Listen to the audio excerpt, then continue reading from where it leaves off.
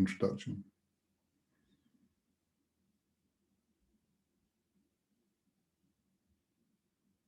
Are we ready to go?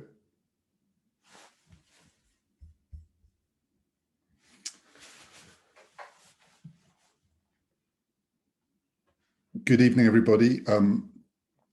A very warm welcome to this year's John Antcliffe Lecture in British Politics. The John Antcliffe Lecture Series was established thanks to the great generosity of an endowment from John's family and friends. John, who died tragically young in 2010, had a lifelong passion for British politics. And past speakers in this series have included Michael Howard, Tristram Hunt, Patience Wheatcroft, Peter Hennessy. I think none of the lectures have been as timely or as topical as tonight's subject, which is on the central issue in British politics, the future and indeed survival of the constitutional order of the United Kingdom. Before I introduce tonight's distinguished speaker, I also just wanted to say that the John Antcliffe Endowment also very generously funds a bi-fellowship at Churchill College for a scholar to work in the peerless archive there, the best archive collection of papers related to British politics. I would normally be able to introduce the Antcliffe Fellow in person, unfortunately not this year, but I believe we are joined by the Antcliffe Fellow, Dr. Emma Barrett from the University of Birmingham. And Dr. Barrett is working on, among other things, the history of the City of London in the 1980s. And that is a subject that would have been very dear to John Antcliffe because he worked in the City of London in the 1980s, including on some of the pioneering Thatcher privatizations. He was partly responsible for the Tell Cid advertising slogan for the privatization of British gas. I hope that this is the last Antcliffe lecture in this format and that we will welcome you all back in person next year in this format. If you have questions after tonight's lecture, if you use the Q&A function at the bottom of your screen and type your questions in there, I will be able to see them and I can put them to Sir David Lidington after his lecture. Tonight's speaker, Sir David Lidington, is someone who has served in a wide variety of government positions, ministerial and cabinet positions over the past decade, including as Minister of State for Europe, as Leader of the House of Commons, Secretary of State for Justice, Minister for the Cabinet Office, Chancellor of the Duchy of Lancaster. That's always the hardest one to say. He served as the Conservative Member of Parliament for Aylesbury from 1992 until 2019. And his subject tonight is, as I say, I think the central issue in contemporary British politics. It is a United Kingdom question mark, and he is going to be talking about whether the United Kingdom can survive in its current form. So I'll pass over to Sir David now, and then if you type your questions, we will be able to put them to him at the end. We do not intend to run for more than an hour because we're aware that people have limited headspace for screen time. Sir David, welcome and thank you. David, thank you very much indeed. Let me start just a few words about John Antcliffe. I knew John as a friend at Cambridge and later went campaigning with him around the back streets of Greenwich. He was a man of erudition, of great charm, civility and good humour, passionate about public service, politics and the arts, but never somebody who let political disagreements get in the way of friendships.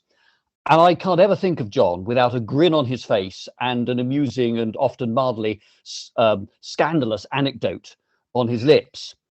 And his death at far too early an age robbed the country and the Conservative Party of a man of great talent who had much more still to give. And those of us who knew him in our student days and afterwards still miss him. And it's a privilege to have been asked to give this lecture established in his memory. 10 years ago, in his book Vanished Kingdoms, the historian Norman Davies illustrated how political entities that are now almost completely forgotten, Aragon, Burgundy, the Polish-Lithuanian Commonwealth, were once movers and shakers in European politics. And even in the years since I was born, 4 European countries have disappeared from the map. 1, the German Democratic Republic, was absorbed into an enlarged West Germany. The other 3, Czechoslovakia, Yugoslavia, and the Soviet Union disintegrated into what are now no fewer than 19 successor states. Powers, identities, allegiances, which were seen by contemporaries as both real and enduring, now appear ever more transient as the years and centuries roll on. In the words of the hymn, earth's proud empires do, or, in the end, pass away.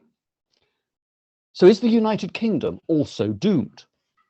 Should we care if it is? And what are the implications for public policy if we do want to safeguard and strengthen the Union? Now, it should come as no shock to anybody listening if I make it clear that I'm not speaking as some kind of neutral observer. I am a conservative who believes in the value of established institutions and traditions and is cautious about radical blueprints for change.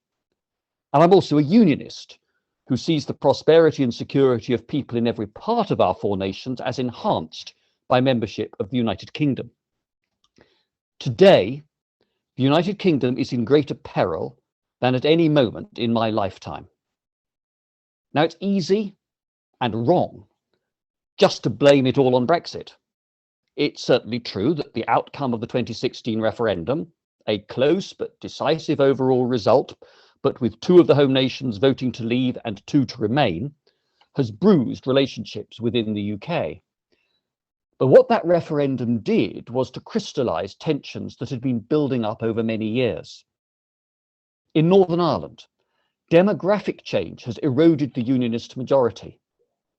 In the last 5 years, for the first time since the establishment of Northern Ireland back in 1921, unionists have comprised only a minority of members elected both to the devolved assembly at Stormont and to represent Northern Ireland at Westminster.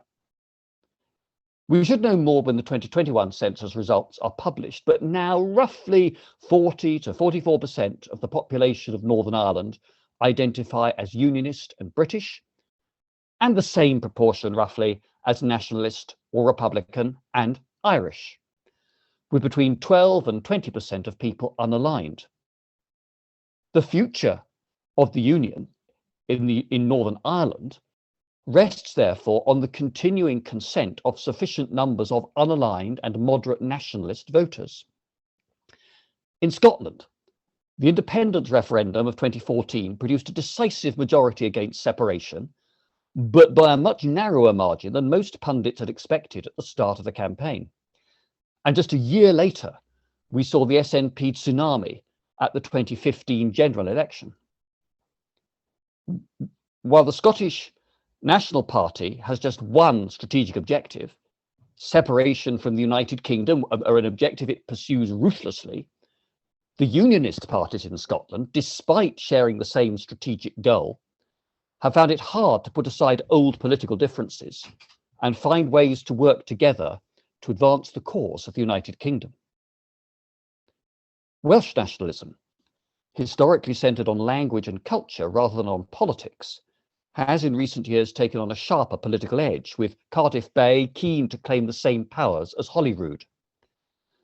The recent poll findings that there'd been an upsurge in support for Welsh independence failed in the event to translate into support for Plaid Cymru candidates. We have already, in the wake of last week's Senate election, seen the First Minister and the Welsh Labour Party, despite their commitment to Wales staying in the UK, call for still more powers to be transferred from United Kingdom to devolved level.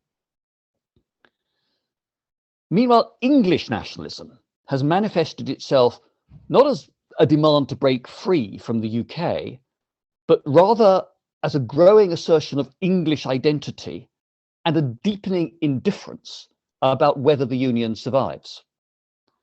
Whereas in 1966, the crowds who supported England's World Cup team brandished Union flags, you're now much more likely to see the cross of St George at both rugby and football internationals. And this year's census seems certain to continue the trend towards more people describing their primary national identity as English rather than as British. Lord Ashcroft's opinion research in October 2019 found that while only a tiny proportion of the English would actually welcome Scotland or Northern Ireland seceding, Most English people feel that the other nations do disproportionately well out of current constitutional and particularly financial arrangements. More recent polling by YouGov in January this year showed a majority of people in England believing that Scotland would be independent within 10 years, with 17% saying that they would be pleased at the prospect, and a further 28% said that they're not bothered by it. English indifference is as great a threat to the United Kingdom as Scottish nationalism.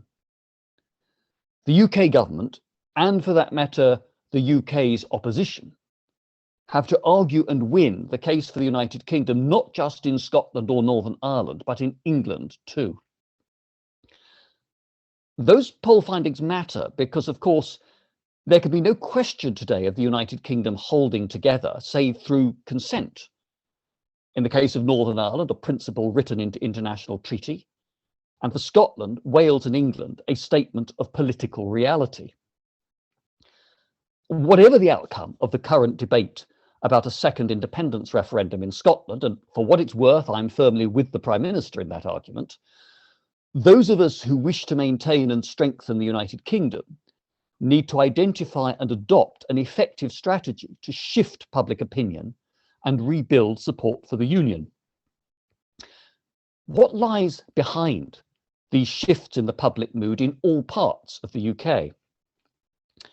There is truth in Linda Colley's analysis, published in her book Britons back in 1992, that the idea of Britishness was an 18th and early 19th century project that united both elites and the people more generally in a determination to defend the Protestant settlement, resist in turn Jacobite pretenders and revolutionary France, and then in the wake of the 7 Years' War to build and administer a global empire.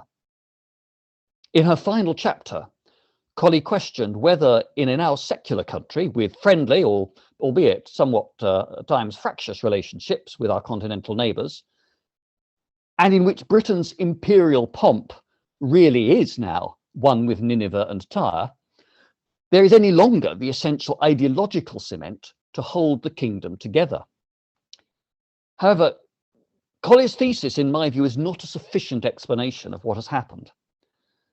The last relic of Protestantism in British politics, and Northern Ireland I accept as a different matter, disappeared with Harold Wilson's victories in 1964 in Glasgow and Liverpool seats, where the so-called Orange vote had long returned Conservative MPs.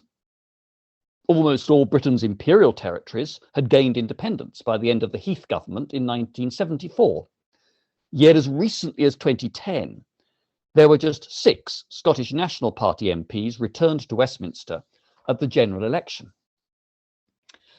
The rise in nationalism in all parts of the United Kingdom is, yes, due in part to particular developments here, but is also part of a much wider phenomenon in Europe and the wider democratic world of public impatience with and disaffection from systems of government, political institutions, and established political parties.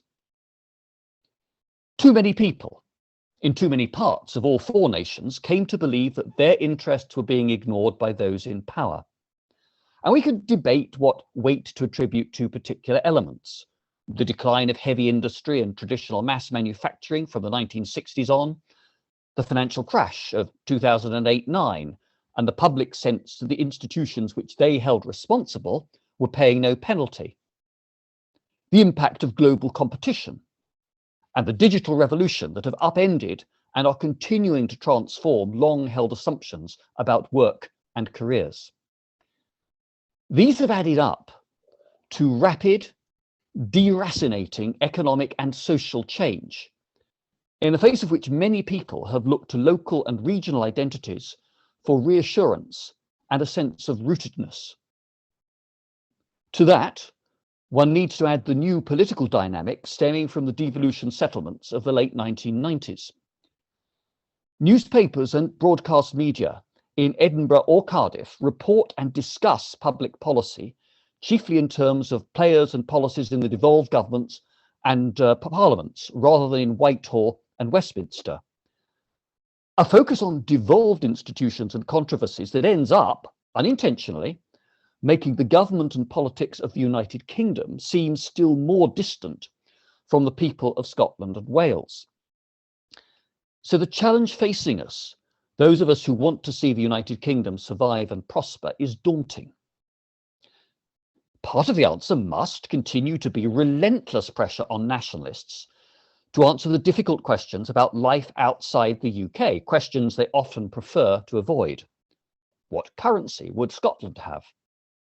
Which central bank would support that currency? How would an independent Scotland pay the bills for public services when its spending exceeds its income? What would happen to the NHS in Northern Ireland were it to join an Irish Republic with a different system for financing medical treatment? Would Dublin or Brussels willingly pick up the bill for the £10 billion transferred every year from the UK Exchequer to Northern Ireland?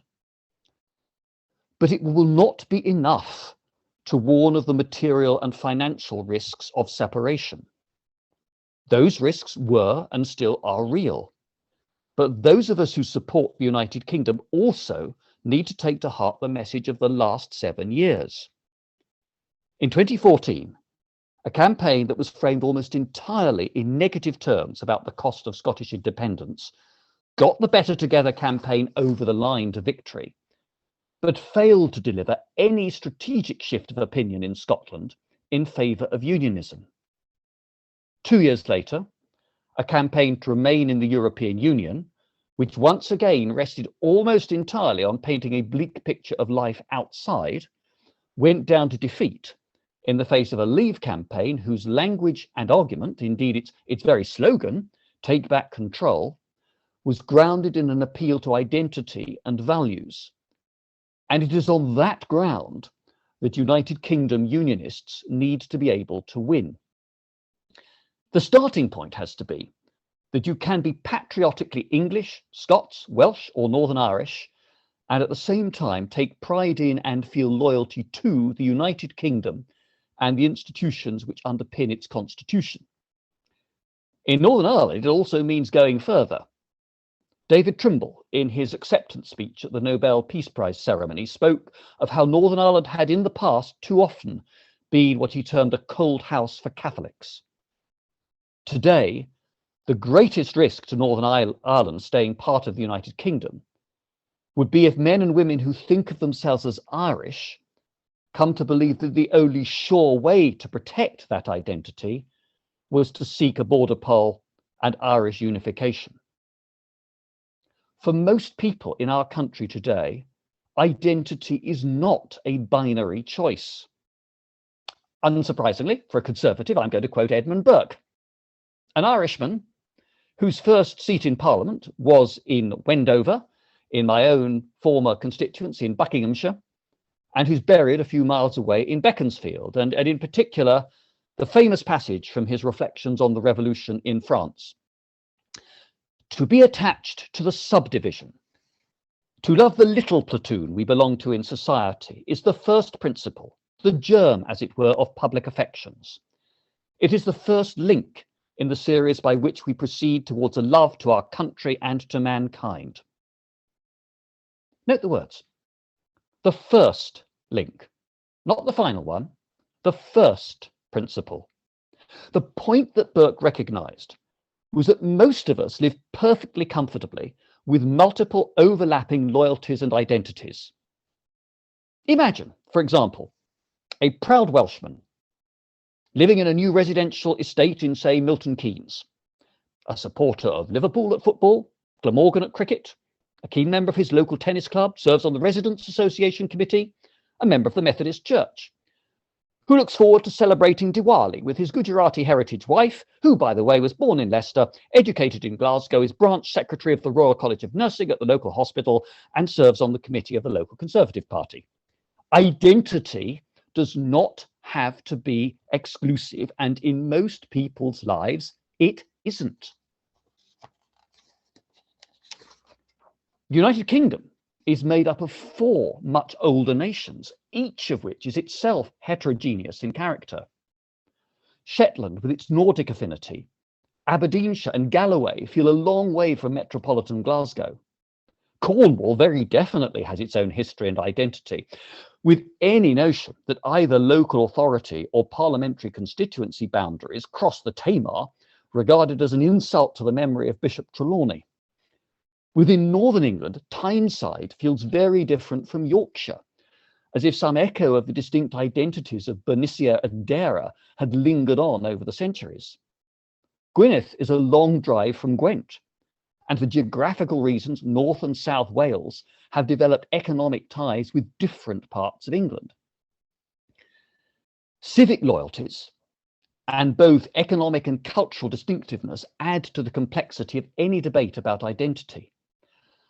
I remember going, as United Kingdom Minister, to Derry to discuss with the Chamber of Commerce and others there how the UK government could help to deliver a city deal.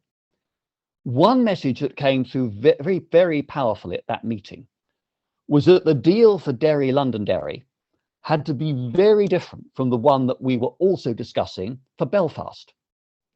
The same message came through clearly to me in Scotland. What worked for Glasgow wasn't the same as for Edinburgh or for Murray. And there isn't time this evening to give more than the barest acknowledgement of how the emergence of a global economy and the fact of large-scale movements of people has led to Britain and Ireland, like Germany, France, Spain, Sweden and others, becoming more ethnically diverse. Our thinking about what it means to be English or Scottish or Welsh or Northern Irish or British has to take account of and reflect that reality too. And nor is this just an inner city issue. In my own old Aylesbury constituency, the town of Aylesbury made up more than half my electorate. When I went into a school assembly in the town, I used to reckon that between a quarter and 2/5 of the children there came from Commonwealth or Central European communities. For those children, let alone for their descendants, ideas about identity that are based on 19th century notions of ethnic or linguistic homogeneity will be at best meaningless and at worst utterly repugnant and divisive. So what is to be done? What is the positive case for the United Kingdom? And how can we ensure that the government and parliament of the UK, the constitutional and political wiring of our country, reflect both the importance of the Union, but also the fact that the United Kingdom today is diverse and multi-layered? So let me start with the positive case, the mission statement for the United Kingdom, and let me suggest 4 elements. First, the United Kingdom is an economic, monetary and fiscal union. No country, not even the United States, is immune from the impact of turbulent markets and economic shocks. But the Bank of England and the UK Treasury are in a far stronger position than their counterparts in a small nation to protect businesses and families in every part of the country. It was the financial muscle of the United Kingdom that Gordon Brown deployed in 2008 to rescue Scotland's leading financial institutions. Every day, every week, money raised in taxes from those in the UK who are prospering is transferred through the UK Exchequer into support for places and families that need help.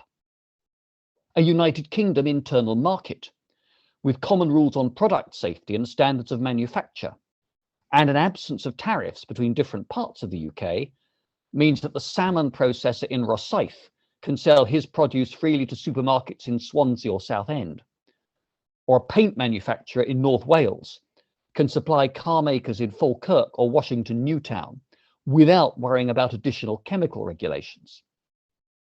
Second, the UK is a social union in which, as we have seen in the last year, the scientific, financial and health policy strengths of the UK have delivered a vaccination programme that is saving lives in every part of the country.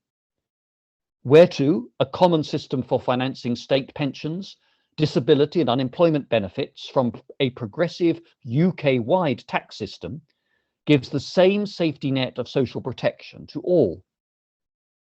Third, the UK is a defence and security union. In the last few years, Russian ships and aircraft have tested our alertness, particularly in the seas and airspace north of Scotland. Both hostile states and criminal gangs have mounted cyber attacks on Parliament, government, and numerous private sector companies. The Russian state carried out a chemical weapons attack inside the United Kingdom. Terrorists have continued to plan murder in every part of the UK, and organised crime has exploited the most vulnerable people in our society through sexual abuse, drug and people trafficking. In England, Scotland, Wales and Northern Ireland alike, it is the defence and security resources of the United Kingdom, our armed forces, security and intelligence agencies, that are the most potent guarantors of the safety and security of individuals and families against those threats. Fourth, the United Kingdom is a union of values. In an age when both Russia and China are challenging the Western model of liberal democracy and the rule of law, the United Kingdom is able to draw on a rich history of lawmaking and the gradual evolution of constitutional government. From the laws of Ine, Alfred and Howell Dar, to the Declaration of Arbroath, Magna Carta, the Glorious Revolution, the Claim of Right and the works of Blackstone and Stair. The recent history of Northern Ireland illustrates the savagery and destructive power of terrorism and sectarian hatred, but also in the form of the peace process, albeit imperfect and incomplete. It shows how statesmanship, democratic institutions, and a commitment to resolving political differences through exclusively peaceful means can start the process of healing and reconciliation. Much of the history of 20th century Europe can be written as a history of aggressive nationalisms, sectarian conflict and ethnic cleansing. Even today, in the Western Balkans and Eastern Europe, as well as in many other parts of the world, old hatreds linger. But for all its faults, the UK has found a way to enable large numbers of people to live peacefully together in a relatively small territory and to respect different histories and identities.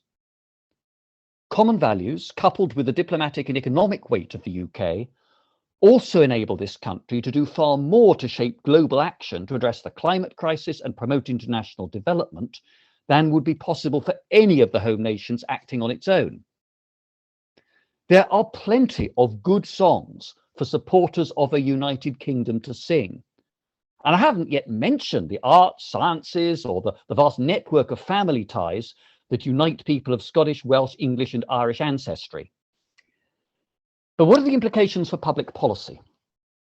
This month, we mark 22 years of devolved government in Scotland and Wales. The changes of the 1990s transformed irreversibly the political landscape of the United Kingdom, and we're not going to win the case for the Union, either by carping about flaws in the devolution settlements, or thinking that devolving yet more powers and spending more money will somehow do the trick. Rather, our starting point must be that our vision for the United Kingdom is of effective devolution within a strong UK, not as some half-in, half-out compromise or something to tolerate reluctantly, let alone as a temporary stepping stone to a different constitutional future, but as a settled state. And what is needed from all sides is a commitment to constructive partnership and mutual respect. Of course, this presents challenges. When devolution was first introduced, one political party held office and could command majorities at Westminster, Holyrood, and Cardiff Bay. Now, a different political party is in charge in each of those three jurisdictions, with the need for cross-community consent to enable the Northern Ireland executive to take a clear position on anything, being an additional layer of complexity. Alongside a commitment to partnership and to making the devolved settlements work, the UK government can and should be more confident about its own role in the three devolved nations. I remember when in government, being surprised at the reluctance of some of my ministerial colleagues even to visit Scotland, Wales and Northern Ireland, let alone to organise United Kingdom events and announcements there. A United Kingdom minister in Aberdeen, Anglesey or Armagh isn't making some kind of colonial visit, nor does she or he need permission from the devolved government. That minister is representing one of the two legitimate elected governments of that part of our country. And we need to get away from the wrong-headed idea that because the devolved nations all have two elected governments, each with complementary responsibilities for policy, the relationship can only be combative and adversarial.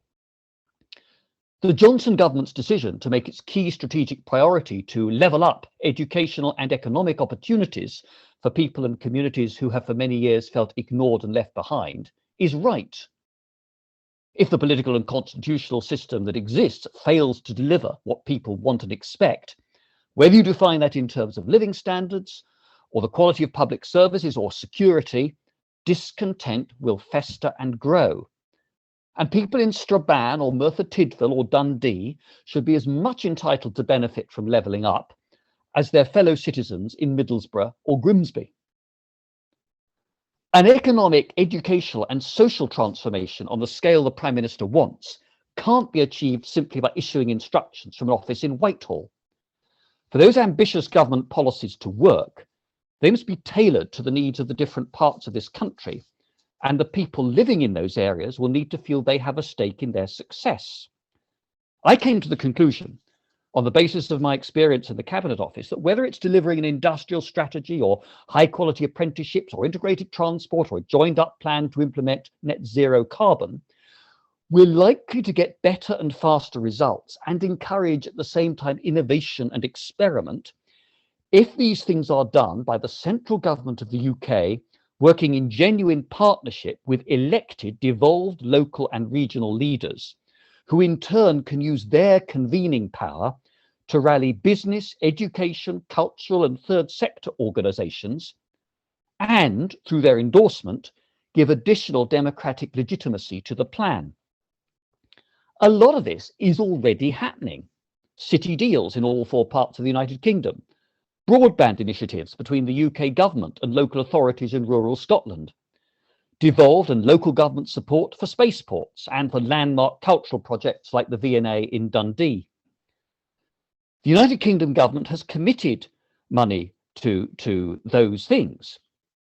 Seen in the context of a commitment to partnership and mutual respect, the Johnson government's decision to replace EU regional spending programmes with a UK fund shouldn't be seen as a threat, but as a way to engage the full leverage of the United Kingdom government in work to drive economic regeneration, skills training and technological innovation in every part of the UK.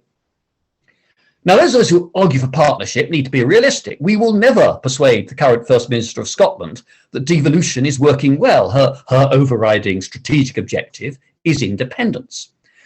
But it's not the ardent nationalists that we have to persuade, but the pragmatic, sensible, moderate people whose votes will in the end determine whether the United Kingdom survives or not.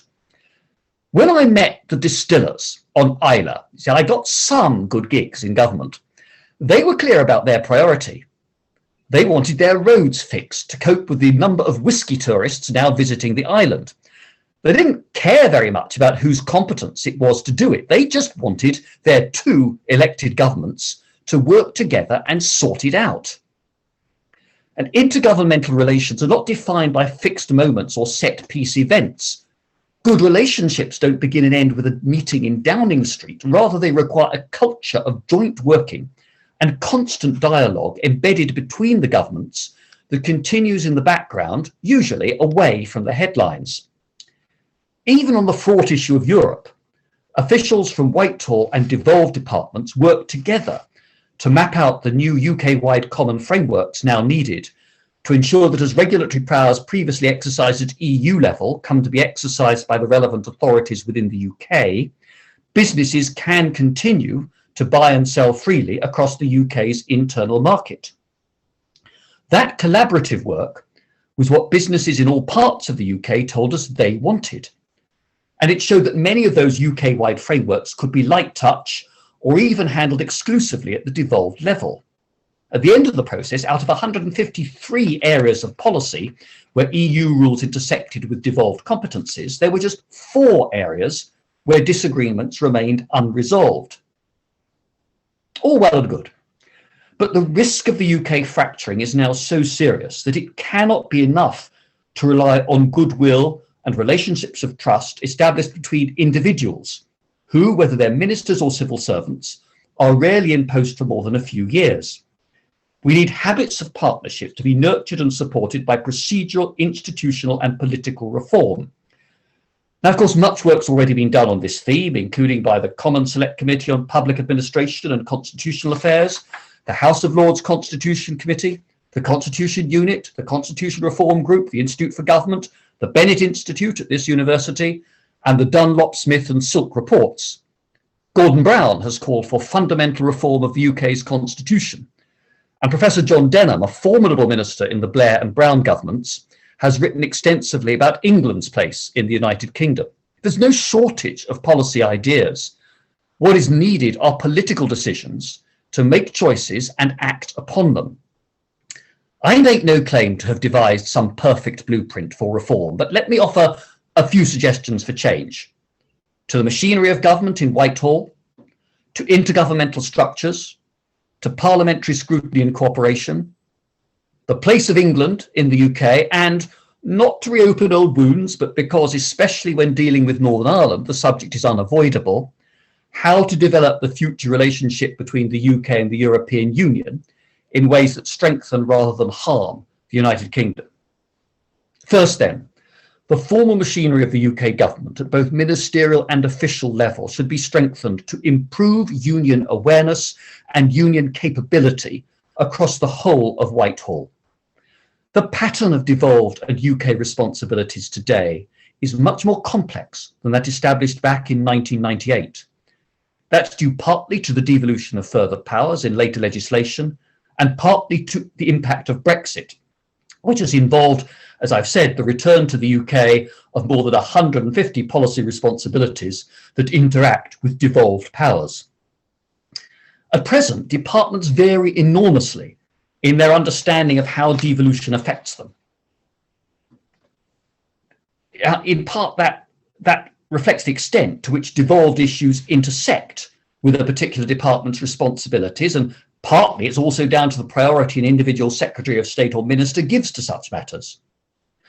Whitehall is not good at implementing cross-departmental strategies without a strong steer from the centre and some kind of institutional mechanism to monitor the implementation of policy across departments and hold both ministers and permanent secretaries to account.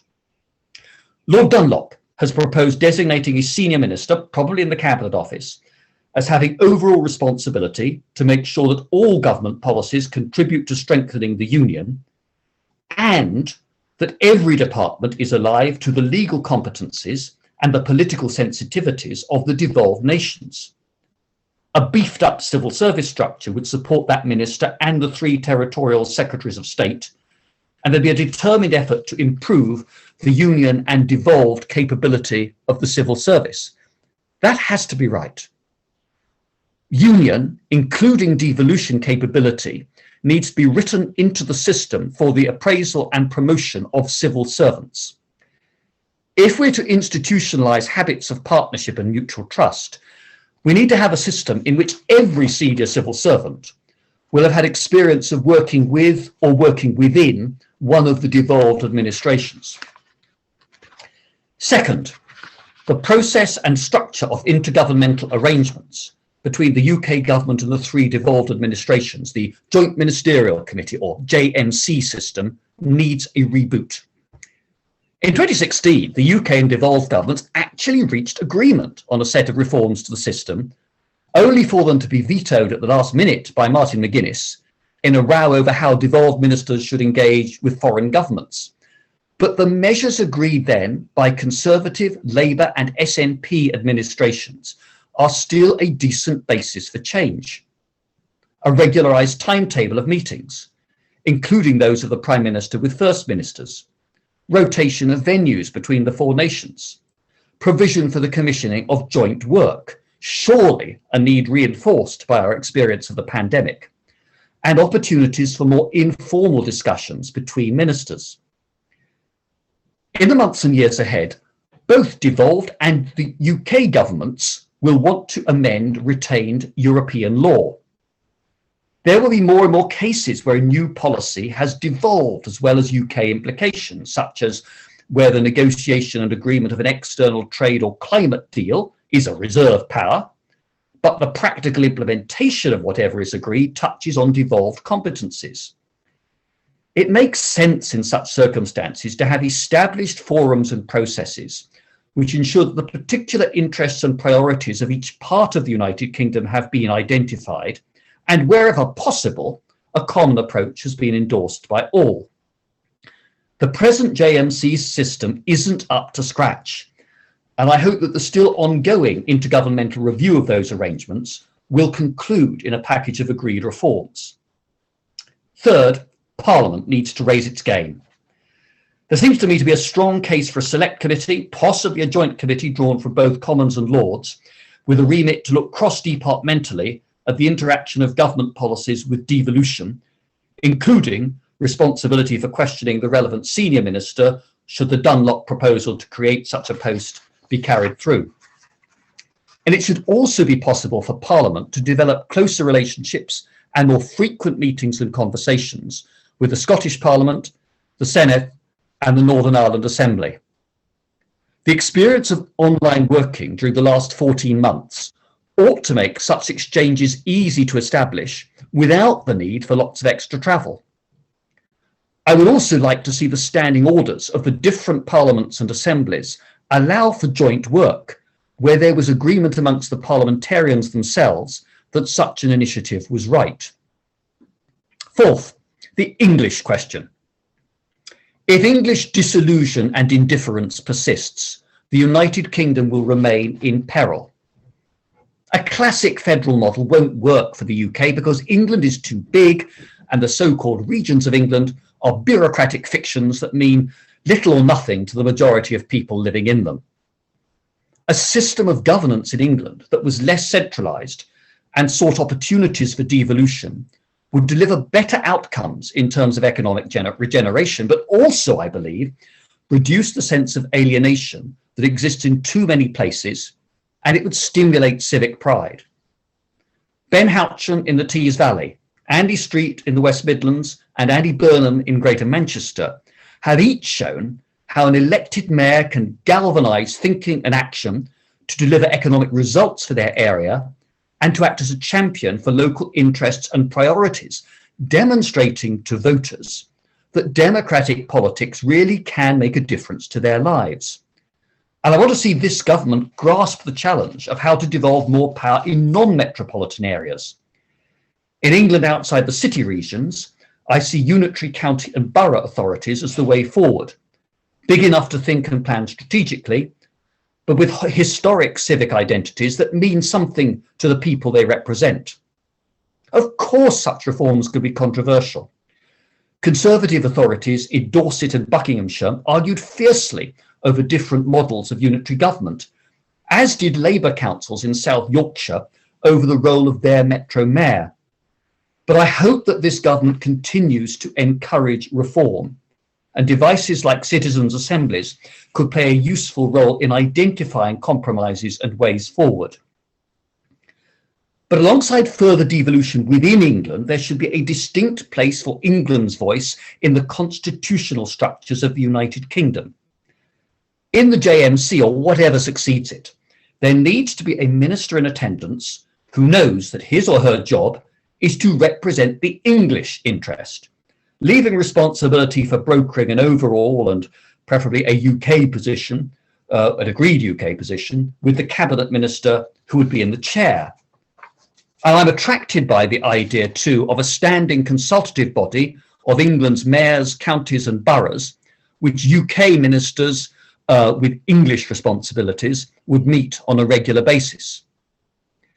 Devolution within England would not only help reconnect people in the largest UK nation with the democratic process, it would also have a beneficial impact on the unionist cause more generally. Institutionalising devolution throughout the United Kingdom would make devolution to Scotland, Wales and Northern Ireland seem part of a broader pattern of decentralised collaborative government in which relationships and dialogues take place not only between devolved administrations and the UK government, but amongst those different national, regional and sub-regional leaders. And I'd add this point. Devolution shouldn't be limited just to England.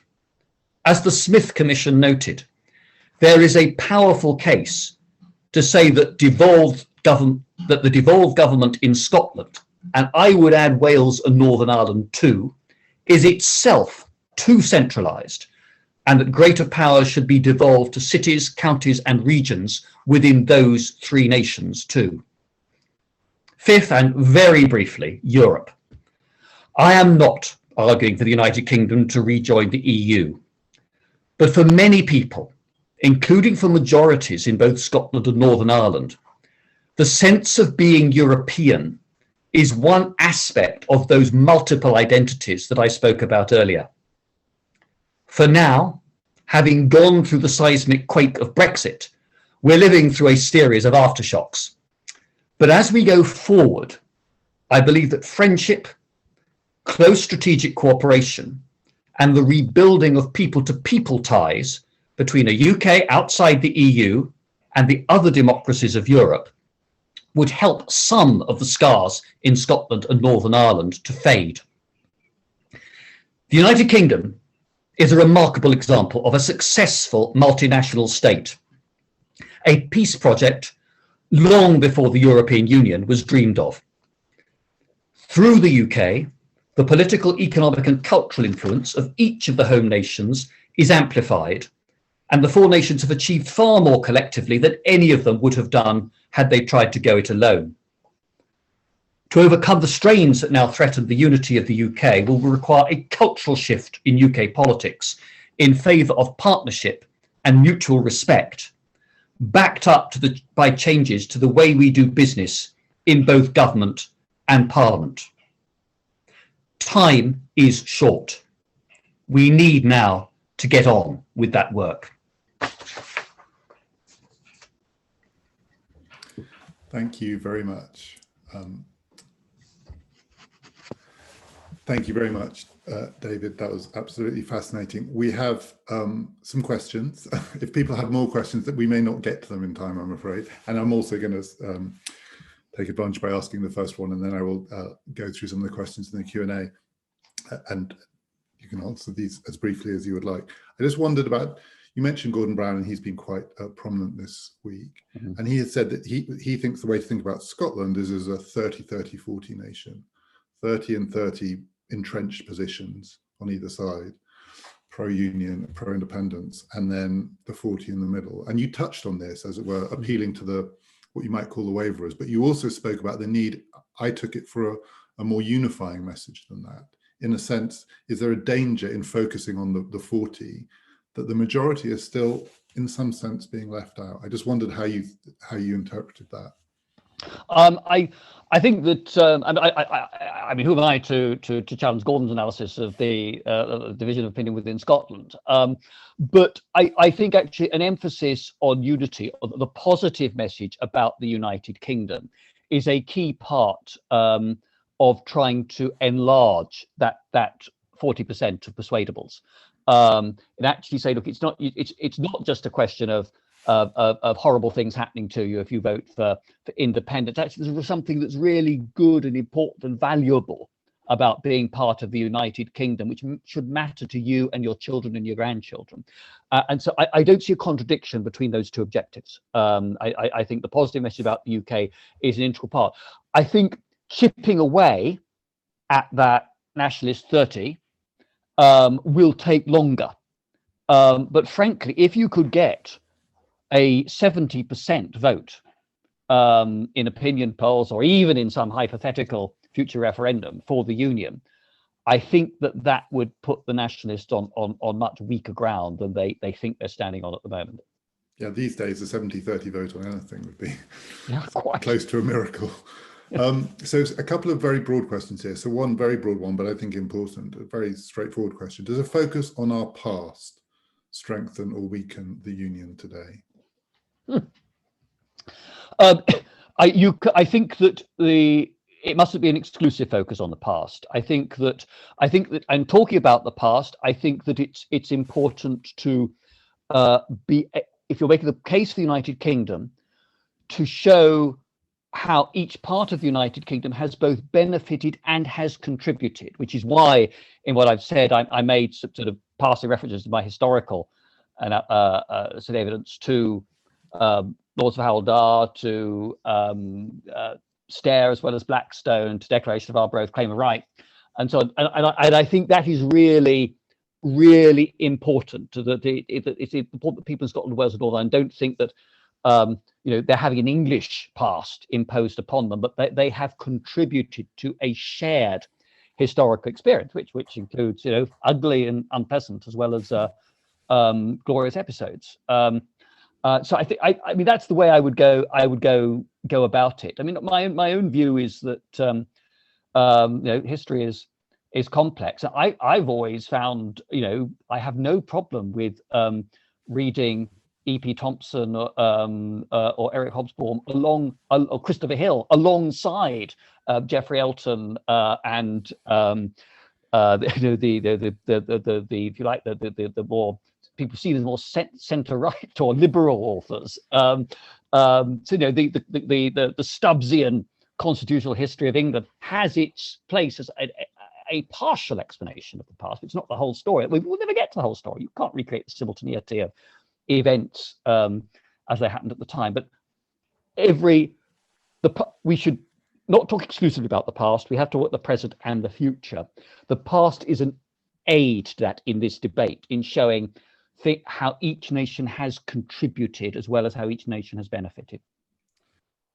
There's a question here which is, I think, raises a whole host of other questions, so you have to judge how much you want to get into this, but it's about foreign and security policy. In what specific respects would an English foreign and security policy be different from that of the UK? And obviously that touches on the thought that if we are going to, within the UK, have a clearer English identity, will it impact on foreign and security policy? I think that let us say that you had England with its own foreign policy, and that would only have you then be looking at a fully independent state. I think even the Swiss system, where the centre has very few powers, the one thing it does have is responsibility for foreign policy. You would have England looking very hard at how its security interests were being affected by decisions taken in Scotland, Wales, and on the island of Ireland. And if you look back at English history, you see over the centuries many occasions in which the rulers of England have seen Scotland, Wales, Ireland as a threat, or what was happening there as a threat to their power and the pursuit of what they saw as their national dynastic priorities. So I think that would be the single most important change. I mean, if you've got Russian intrusions into air and sea space that are currently monitored and responded to out of bases in Scotland, particularly Lossiemouth in particular, what is going to replace that? Were Scotland to be independent, or does England still have bases in a Scotland that is also supposed to be independent? Those questions would occupy a great deal of time, and I think people are mistaken if they think that a breakup of the United Kingdom would somehow lead to England being generous and sort of comfortable and trying to make it easy for the secessionists. I think you'd find whoever was ruling England would be much more likely to take a pretty hard line in defence of what were then overtly English interests rather than UK interests. We have a few questions here on this theme. I'll give you one, but there are others for other people who've asked on this theme. Essentially, and the question comes with the caveat, it's not possible in an election like this to really get into the question about the different levels of English devolution and so on. But a number of people have asked, doesn't your vision require reform of the voting system, however we're going to do it? I've always supported first past the post to the House of Commons. I think that the second chamber is where I would look to, and I've always supported and voted for a wholly or mostly elected upper chamber at Westminster, and I think that if that happens, that should be done under a different electoral system from that in the House of Commons, and possibly that it should be constituted in a way that gives particular weight to regional identity. I don't think you can you can make it exactly like the US Senate. I mean, the idea that Rutland should have the same weight in the Senate as Glasgow or Birmingham, for that matter, I mean, would look faintly ridiculous. But you could try to weight things in an elected upper chamber to give weight to those regional and sub-regional and not just national identities. It would be different parts of Scotland, different parts of Wales that would be represented by people there. Given, I mean, this is my follow-up on this, but given how hard it has proved to reform the House of Lords, and it's always part of this, in a sense, that's where people look to, well, we could at least sort of do something there. And there is always this question of timing or sequence. That is, it only becomes acute and a focus at the point where something really urgent is needed, and then no one's in the right mood for constitutional reform. I mean, constitutional reform is a chicken and egg problem. Yes, exactly. And which is why I didn't mention it in the lecture, because it seems to me that that will, if and when it happens, it will use up so much political capital that there won't be time for the other things. Whereas the things I have tried to suggest are ones which it seems to me can be implemented with very little need for legislation. It's a matter of political will, that the changes to Whitehall, the changes to the JMC system, the continuation of devolution within England, the diplomatic efforts to build a different sort of partnership between the UK and the EU and its member states. Those are things you don't need an act of parliament to do. You can get on with them if you've got the political will. House of Lords, I just think at some stage it is going to become untenable for there to be a legislative body that is unelected, that relies so much on prime ministerial patronage. It's not to decry the work that people do there. Almost all the peers I've met, incredibly public spirited, but it just seems to be legitimacy comes from the people, comes from election. The people who've always been against an elected upper house have tended to be members of the House of Commons who are fearful of somebody else in their backyard. But plenty of examples around the world of upper chambers. Look at Ireland, which have defined limited powers that are not actually a real political threat to the authority of the lower house. Two more questions, and I'm sorry to people whose questions we haven't had time to get to. So one of these questions simply says, surely Northern Ireland is different. Surely the reunification of Ireland is a historical inevitability. But if I could frame that in an additional way, which is, people often talk about the four nations in relation to the United Kingdom, but of course one of them is not a nation. Wales is a nation, Scotland is a nation, England is a nation. Northern Ireland is not a nation. Is Northern Ireland different?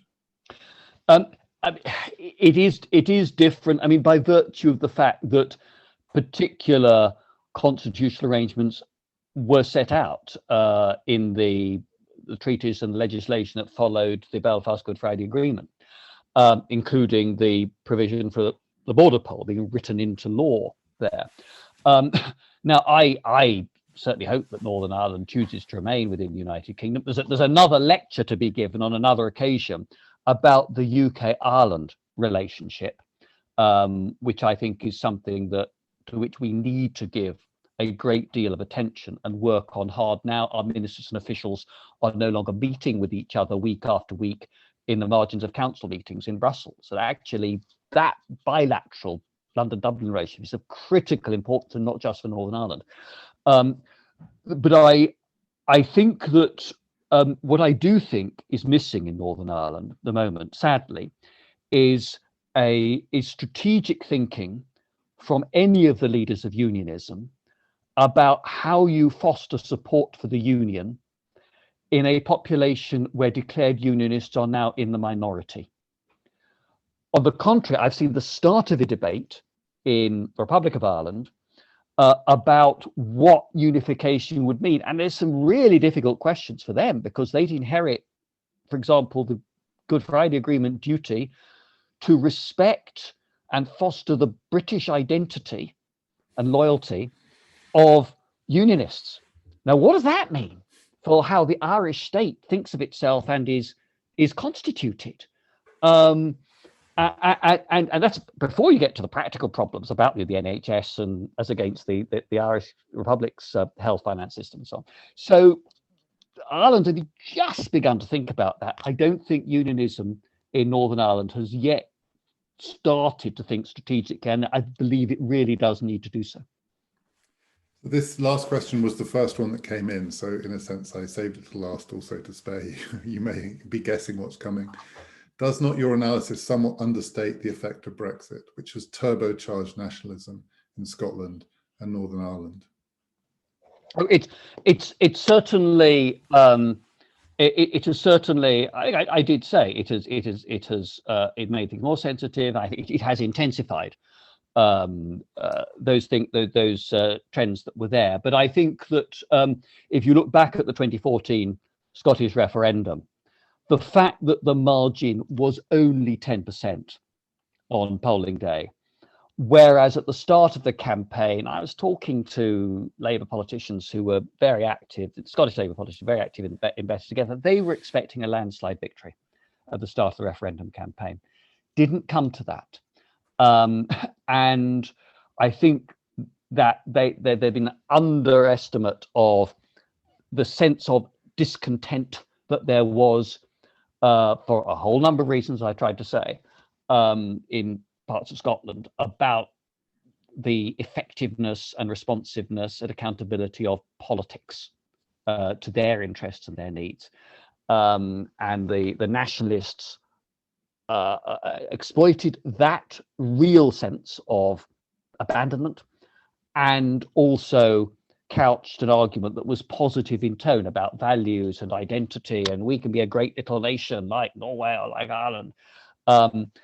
So I think that I'm certainly, look, I was sort of ardent Remainer, so I'm certainly not denying Brexit made it worse, and I came to have actually warned of that during the campaign. But we are where we are, and we have to work out what we do given what has happened. And just to put the slightly other way of framing the question, say we had voted to remain. Some of this turbocharging would be there, but do you think Brexit has also created opportunities for the case that you're making? So the case that you made in your lecture for the kind of imaginative rethinking of some of these arrangements, do you think that that is in many ways, or at least in some ways, easier thanks to Brexit than it would be if we were still in the European Union? I think it perhaps forces people to think about it in a way that they might not have done otherwise. I mean, I have sometimes run through the counterfactual in my mind. What would have happened had the Remain vote in Scotland and Northern Ireland narrowly tipped the balance for Remain, while England and perhaps England and Wales had voted more narrowly than they did to leave? Now, the UK would still have taken a decision to remain. What would that have done in terms of opinion in the Leave voting areas of England and that section of English society? I suspect we'd have seen a bit of the converse of what we have seen in Scotland and Northern Ireland now, of increased English resentment. These people, they're taking our money and they're now telling us what we can and can't do, and they come down and outvote us on English school or English health service and whatever. So I think it was going to be difficult. It was always going to be difficult if you had different parts of the UK voting in opposite directions. That was the key thing. Had all four voted to leave or all four voted to remain, I think we'd have had much less turbulence. But it was that division that was the key reason for the increased tension. Always good to end with a very interesting counterfactual. I think probably, among other things, there would be many more Brexit Party MPs in the House of Commons, including possibly for Hartlepool. I'll leave it at that. Thank you, Sir David Lidington, so much for a fascinating lecture. Thank you for answering all of the questions. I should have said to our audience that this lecture has been recorded, so those of us who've seen it can watch it again, but also be available to many other people to watch too. And as I said at the beginning, I very much hope that the next John Antcliffe lecture will be in person. As I said to David before we started, I feel bad that we can't offer him a drink, never mind dinner. But next year's dinner will be so lavish and we will invite him to that too. Thank you all very much for joining us. Thank you, David. And now it just remains for me to say goodbye.